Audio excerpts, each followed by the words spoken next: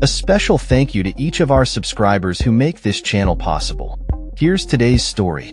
In a dramatic turn of events leading up to the Group of 20 summit in Johannesburg, South Africa, tensions between the United States and South Africa have escalated significantly. The U.S. government has issued a formal warning to South Africa against pursuing a joint statement at the summit, which the Trump administration has chosen to boycott.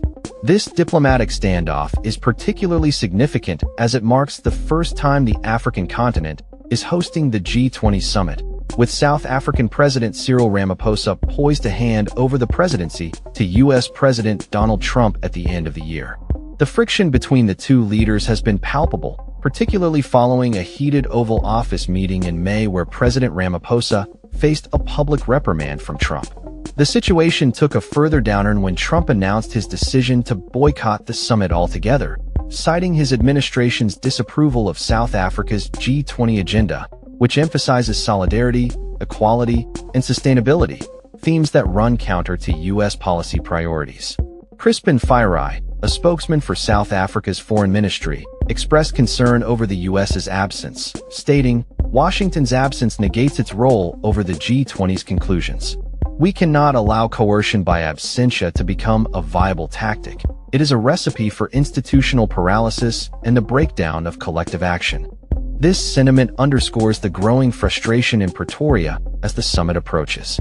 In a diplomatic communication sent on November 15th, the U.S. made it clear that it would not participate in any preparatory talks or the summit itself, and warned that it would block any consensus G20 position that did not align with its views.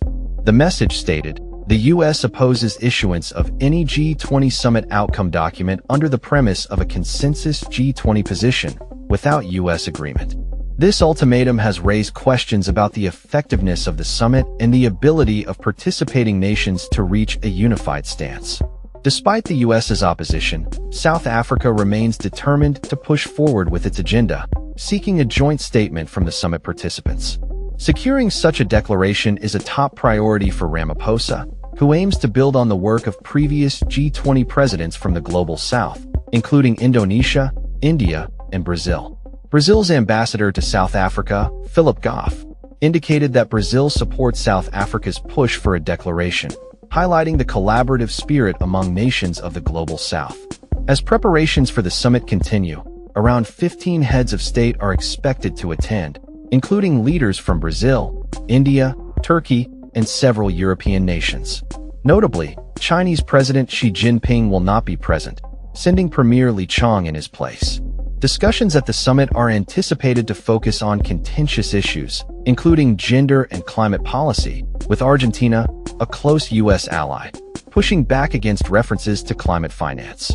The backdrop of this summit is further complicated by the Trump administration's imposition of a 30% tariff on South African exports, the highest in Africa, which has only served to sour relations further. South Africa's Foreign Minister, Ronald Lamola, has expressed a desire to mend ties, stating, "We have always been open. The aggression is on the side of the U.S." This ongoing diplomatic conflict raises questions about the future of U.S.-South Africa relations and the broader implications for international cooperation. In a surprising development, President Ramaphosa recently suggested that the U.S. may have reconsidered its decision to boycott the summit, though he did not confirm whether Trump would attend. He described the potential for U.S. participation as a positive sign, emphasizing that boycott politics have historically proven ineffective. However, the details remain unclear as the summit date approaches. The U.S.'s position has drawn criticism, with officials in South Africa accusing Washington of attempting to exert undue influence over the G20's outcomes. A note sent from the U.S. Embassy in Pretoria indicated that the U.S. would only accept a chair's statement rather than a leader's declaration, reflecting its unwillingness to support consensus on documents negotiated under South Africa's presidency. South Africa's G20 priorities include enhancing debt sustainability for low-income countries and advocating for increased financing for a just energy transition away from fossil fuels.